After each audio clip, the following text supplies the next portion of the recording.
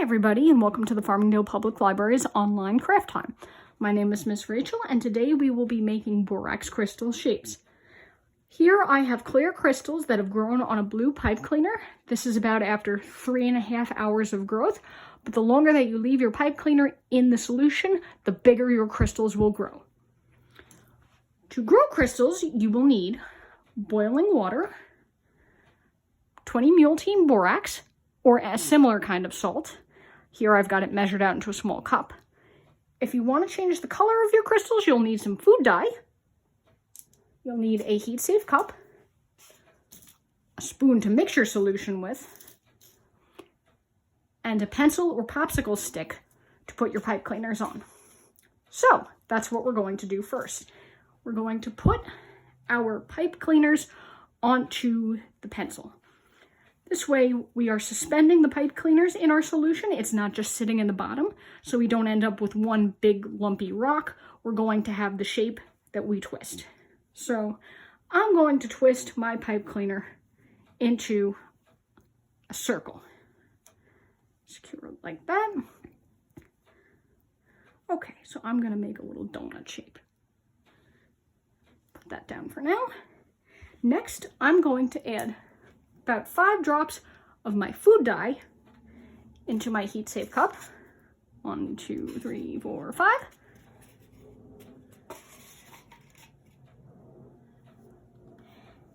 And then I'm going to add my salt.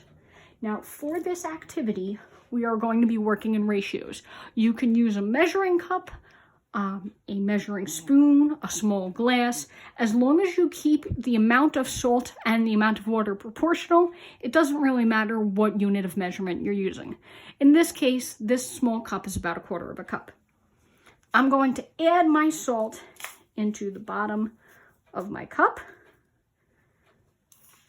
And, oops, there's a little bit stuck on the bottom, so that's why it's good we have a spoon. Next, I'm going to add a little bit of hot water to the cup. If you're doing this at home, please use either some oven mitts or ask a grown-up for assistance with this step.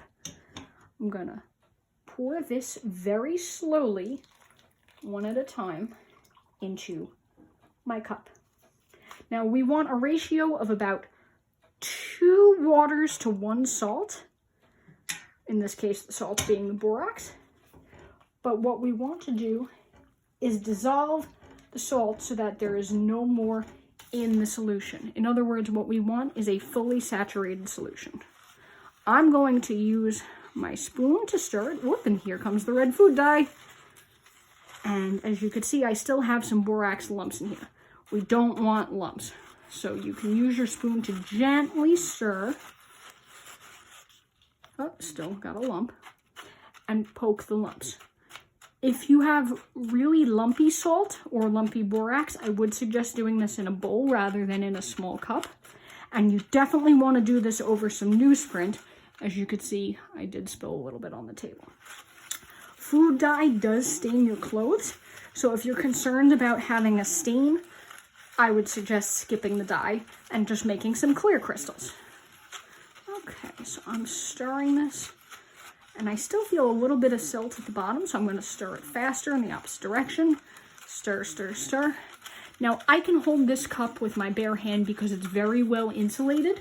Depending upon what kind of cup or bowl you're using at home, you might want to hold this using a pot holder.